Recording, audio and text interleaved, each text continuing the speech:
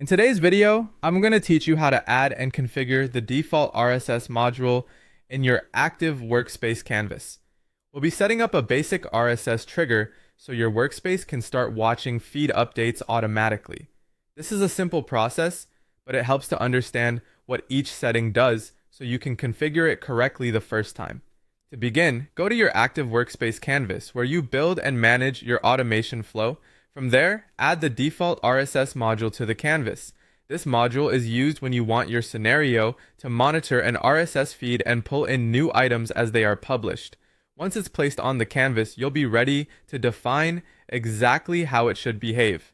Next, open the module configuration and choose the action type called Watch RSS Feed Items. This option tells the module to track entries from an RSS feed and return items whenever new content appears. If you see multiple configuration choices, make sure you select this one specifically since it's the setting designed for feed monitoring rather than other types of RSS-related actions. After that, locate the URL input field and paste in the public RSS feed XML link you want to monitor.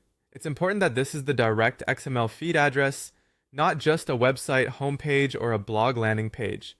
The module needs the actual feed URL so it can read the structured RSS data properly. If the link is publicly accessible, the module should be able to connect without any extra authentication. Once the feed URL is in place, set the maximum item returns batch size limit. This determines how many feed items the module can return at one time during a run.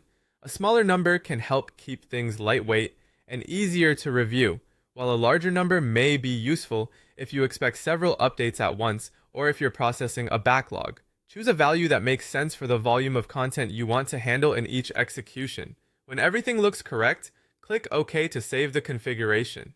At that point, the RSS module is added and configured inside your workspace canvas, and it's ready for the next stage of your automation setup. That's it for this walkthrough.